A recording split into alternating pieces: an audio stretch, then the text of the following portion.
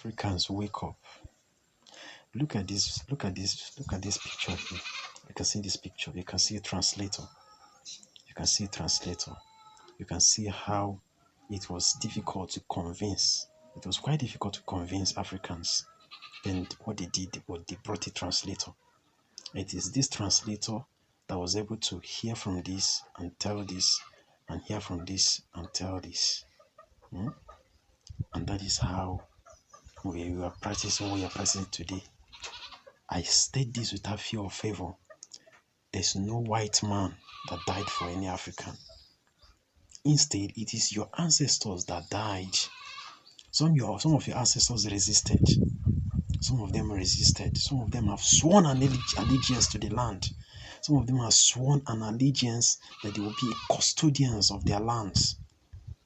Because giving your allegiance to a foreigner or an outsider is like selling your heritage. There's something that belongs to you. There's something that you own naturally. There's something that makes you the indigenous person of where you are. That you are not a traveler or a tourist. That no matter where you go, they will never treat you as the way you should be treated. And that is why I'm saying there is no white man that died for any African. Africa must wake up. Look at these days, things are falling apart. Look at our men. Our men are no longer dying at their old age. I think the list I saw was 72. I think I saw a poster this morning. Someone is dead at 72. So does it mean that life expectancy in Africa has dropped? What is killing Africans? What is killing our men? Back in the day when our ancestors were practicing real African tradition, they lived 100 and something.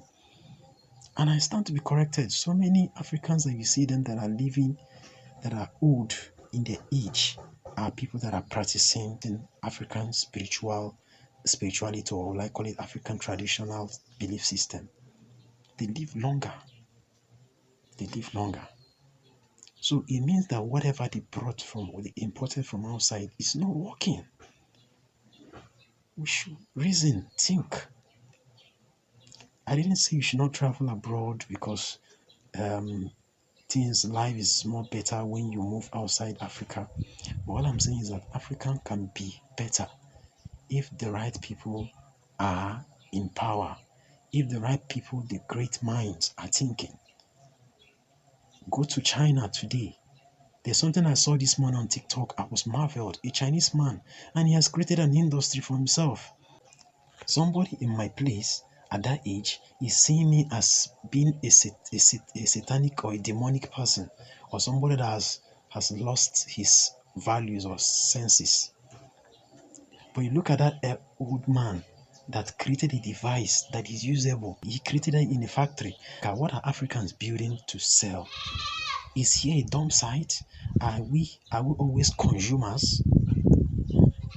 And this is what we're supposed to be teaching. It's not for you. I know there's a place for spirituality, but it's a place for economic revival, economic emancipation.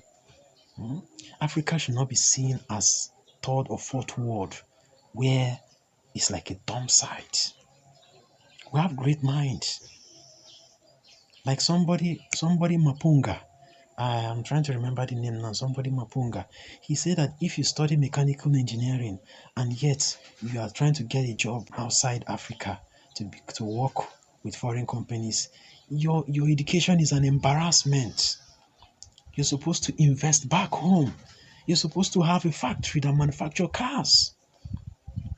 Why is it that we're always consuming? Why is it that here is always like an import-dependent entity or import-dependent continent?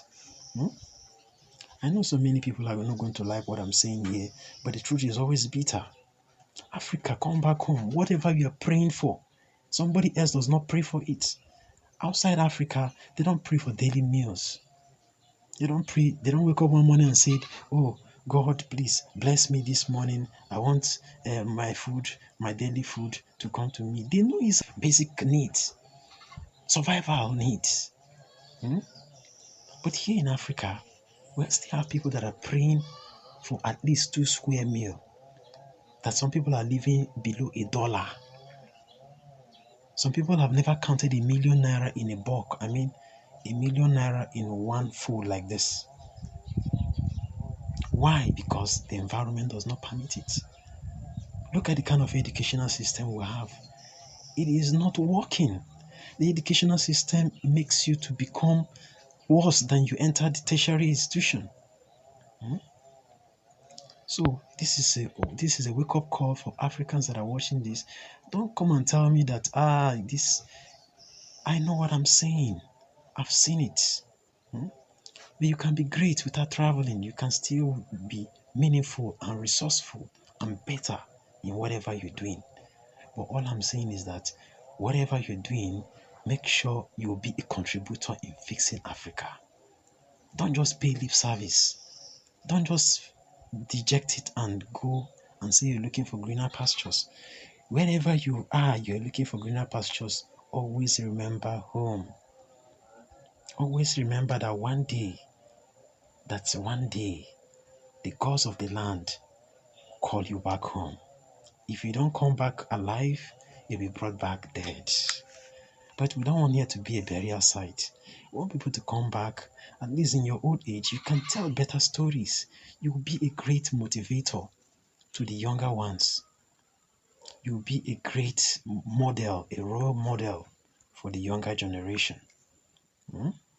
So if you're watching this video and if what I'm saying here does make sense to you, it's a wake-up call. I repeat again, there's no white man that died for Africans. Instead, our African ancestors died rejecting the white man's religion. Our African ancestors died. The evidences are there. When they said the labor of our hero past should not be in vain, are you speaking for or against that particular word?